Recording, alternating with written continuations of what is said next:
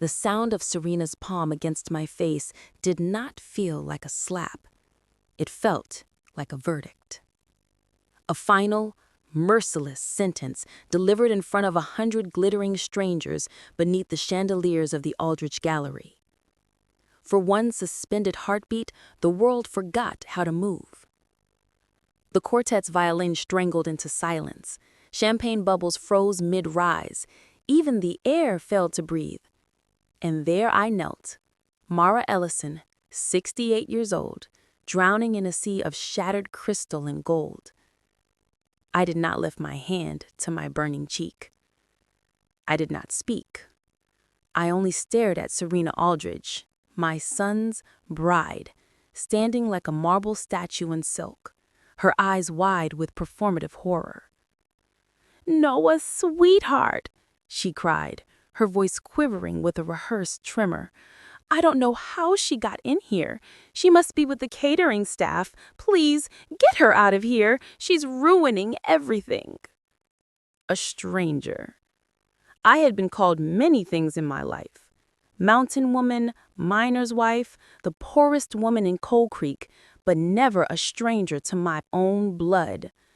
The words gutted me faster than the slap.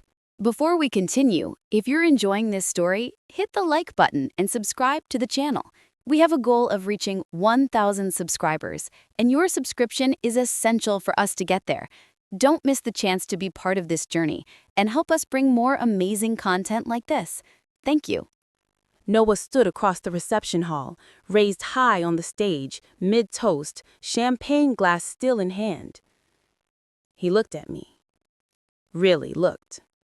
And the expression in his eyes wasn't shock. It was memory. "No," he said, voice low as the dark river that cuts through our valley back home. "Serena, what did you just do?" He wasn't asking. He was sentencing. My name is Mara Ellison, and long before I walked through the doors of that museum in a borrowed pale blue dress, I buried a husband in a pine-boxed grave and promised him our son would escape the mountain that stole him. Elias Ellison was a coal miner carved from the same black rock he cut from the earth. His laugh could rattle a storm window, and when he held my hand, it felt like putting my palm against the warm stone pulled from sun-soaked river water. But the mountain didn't take him in one explosive collapse. It took him slow, grain by grain. The doctors called it pneumoconiosis. I called it murder by dust. Every cough was a countdown. And when the mountain finally took what was left of him, I was not given time to mourn. I had Noah, 14, brilliant, hungry for a world past ours, and a stack of debts that could have crushed a stronger woman. So, I worked. Have you ever worked until your bones hum with a kind of tired that feels older than your name? That was my life. Dawn to dusk at the diner on Jefferson Street, where the coffee tasted like rust and the men reminded me so painfully of Elias. Good men, running out of breath and out of life. When the diner closed, I crossed county lines and scrubbed the homes of families who never learned my name, but left muddy boot prints across floors I had already polished. My hands cracked until they bled. My back throbbed like a storm-beaten door, but I hid all of it from Noah. He was meant to carry books, not the weight of my exhaustion. His teacher said he was special, that he could win scholarships, that he could leave Coal Creek. But opportunity costs money, and money was a language I did not speak. I went to his school one October morning, cold, bright, leaves cutting gold patterns across the frost, to beg the principal for more time to pay Noah's course fees. I wore my best navy dress, the same I wore to Elias's funeral, because burying your pride deserves the same clothes as burying your love. Principal Harland looked at me the way rich people look at storms, uncomfortable, as though they might get wet just by being near it. He made me sign a payment contract, as though my word wasn't worth the paper it could have been written on. What I didn't know was that Noah stood in the hallway and heard every word. He never told me. Not then. But a fire lit behind his eyes that day, and he swore a silent vow. He would leave Cold Creek, and he would take me with him. Years later, he did. Straight into a world of glass towers and marble floors, and a wedding where his bride would raise her hand against the woman who taught him how to stand. And that is how I found myself kneeling on a museum floor covered in champagne while my son crossed the room toward me, not toward his wife. The moment Serena shattered that glass, she shattered something else. Her life. Noah didn't run. He descended from the stage step by deliberate step, as if every movement rewrote the history of who he thought he was and who he chose to be. 100 guests watched him, glittering and frozen, but he did not notice a single one. His eyes never left mine. "Mara," he whispered when he reached me. He hadn't called me mom in almost 12 years. Serena rushed down the aisle between the tables, fear in her eyes, but not the fear of a woman who made a mistake. No, hers was the fear of a woman who realized the world had just shifted beneath her high-heeled feet, and she could already feel the fall. "Noah, she's lying," Serena insisted, grabbing his arm. "She wanted money. That's why she followed you here. She's been stalking us for years. Tell him, Thomas." Her father, Grant Aldridge, a man built from corporate steel and old money, stood, adjusting his cufflinks. He looked at me like I was something he had stepped on, rather than someone his daughter had just humiliated. "We can handle this quietly," he told his son-in-law. "Security can escort her out. You don't owe this woman anything." Noah turned, slowly. "I owe her everything." A gasp rippled through the guests. Serena flinched. "Noah, please." Then his voice changed, deeper, sharper, carrying years of unspoken truth. "Dad told me you wouldn't stop until you broke her." Serena paled. "Your dad?" "Elias," Noah said, and for a second the room was full of coal dust and mountains again. I remember everything. My vision blurred.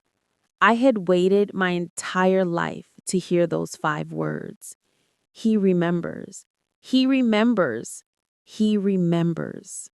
"Security!" Grant snapped. 2 men in black suits started walking toward me. But Noah stepped in front of me, a wall of flesh and fury. "She stays." The 2 guards hesitated, waiting for the man who signed their checks. Grant gave a short nod, jaw ticking, and they stepped back. I rose to my feet, slow and trembling, and the room tilted.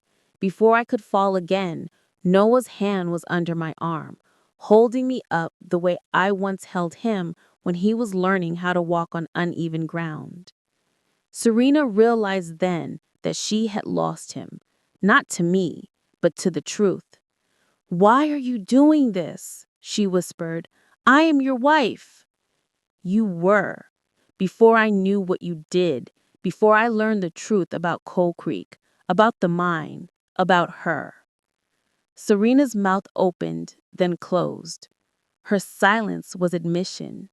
And just like that, the lie she'd built her life upon began to crack. Coal Creek wasn't just a place. It was a wound disguised as a town. People with power treated men like Elias Ellison as fuel. And when the mine walls collapsed, or lungs collapsed, or families collapsed, the owners simply sent flowers and found new bodies to bury. What I didn't know, not until the letter arrived 6 months after Elias died, was that the mine that killed my husband belonged to the Aldrich family. Grant Aldrich, Serena's father. They offered me a settlement if I signed a non-disclosure agreement. Money I needed, Money that could have saved Noah from hunger, from shame, from watching his mother kneel in front of strangers. But the cost was Elias's voice, his story, his justice. I refused, and I paid for it. Doors closed, work vanished, friends disappeared, and the sheriff who once sat at my table for Sunday chili came to my porch to warn me I was stirring up trouble best left buried. In the end, I had to send Noah away. Not because I didn't love him, but because I loved him in a way that demanded I break my own heart. There are many ways to lose a child. Sometimes you let go so they can rise. What I never expected was that he would rise inside the very world built by the people who destroyed us. Serena Aldridge didn't just marry my son. She married the inheritance of a crime. Noah spoke now, so everyone could hear. When I went through Dad's things after he died, I found the letters, the medical reports, the legal threats. Everything you did to her. He faced the Aldridges. And everything you did to him. Grant's voice was thunder held behind teeth. Be careful, boy. Noah smiled without warmth. You don't own me, and you don't own the truth. He looked at Serena one last time. You asked me why I'm doing this? Because the woman you slapped is the reason I'm alive. Silence, dense and electric.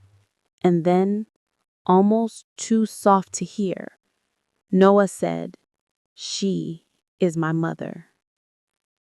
The room broke.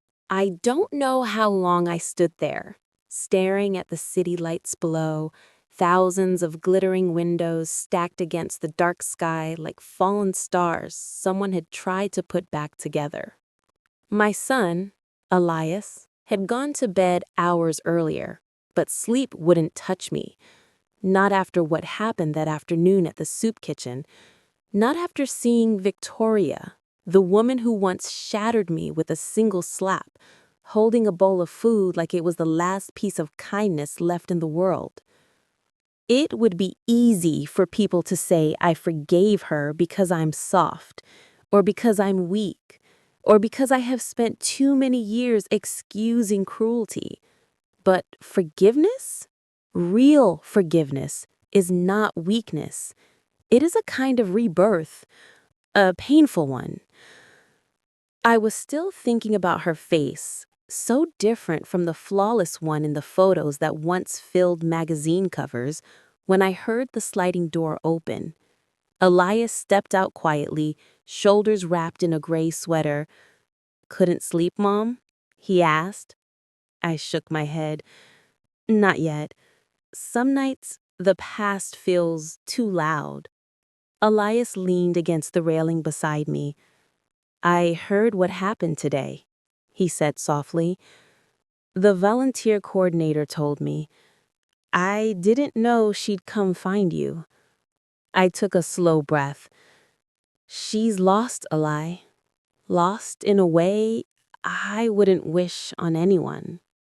He was quiet for a moment, then said, "Do you think people ever stop paying for who they used to be?"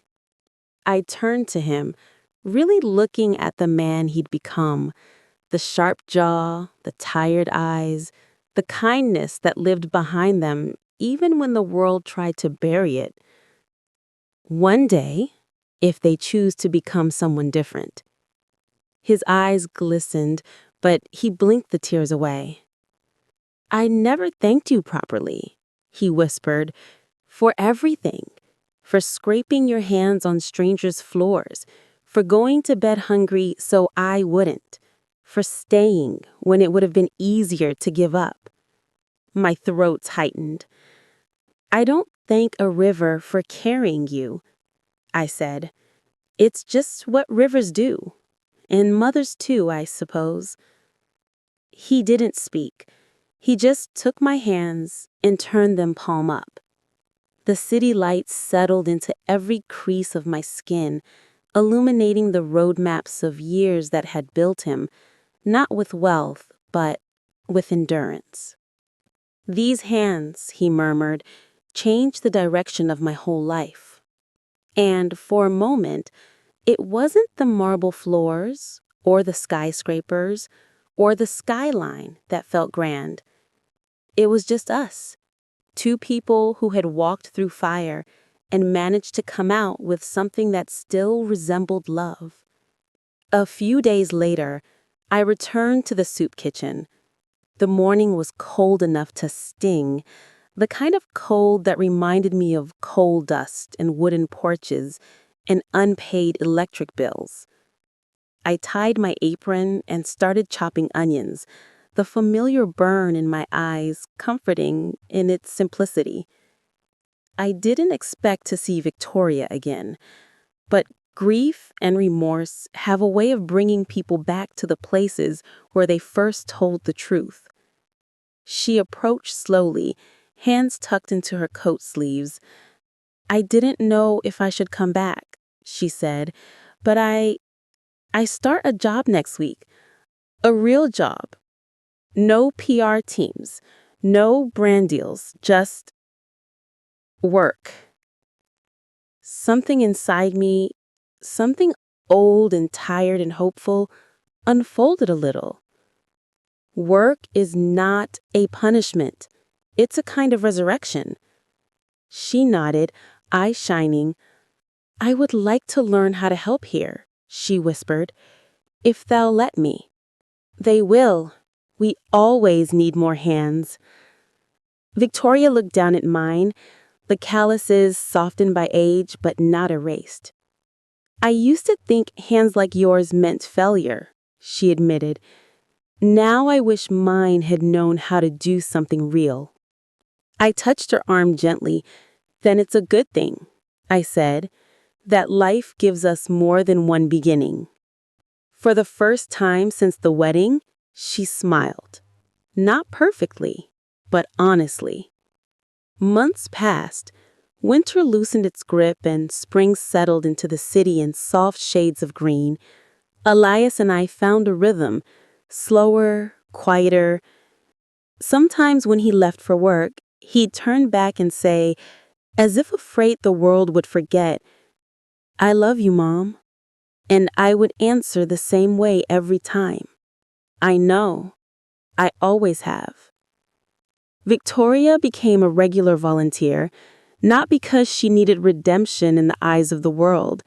Those days were gone. But because she needed redemption in her own.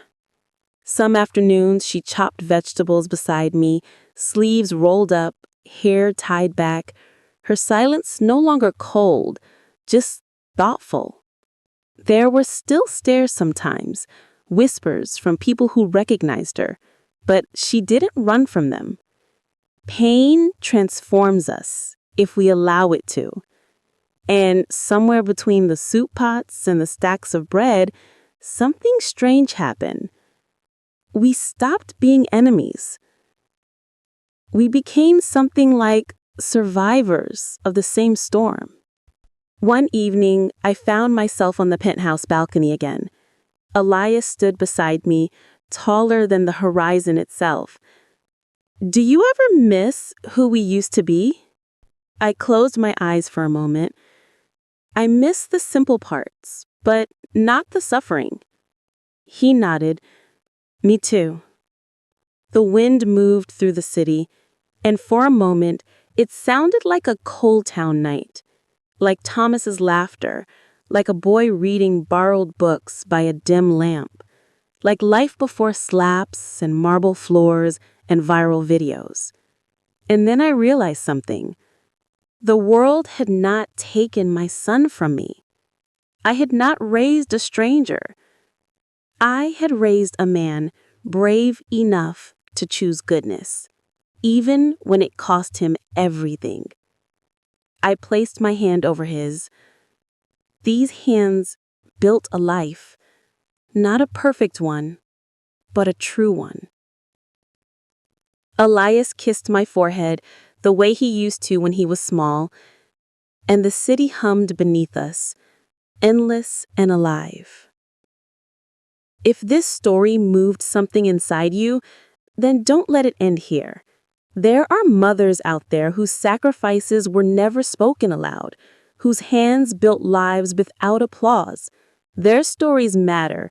Your story matters. Tell me in the comments who raised you with hands that loved you into becoming who you are. And if you believe the world still needs stories like this, stories of quiet strength, of forgiveness, of love that refuses to die, subscribe to this channel. Turn on notifications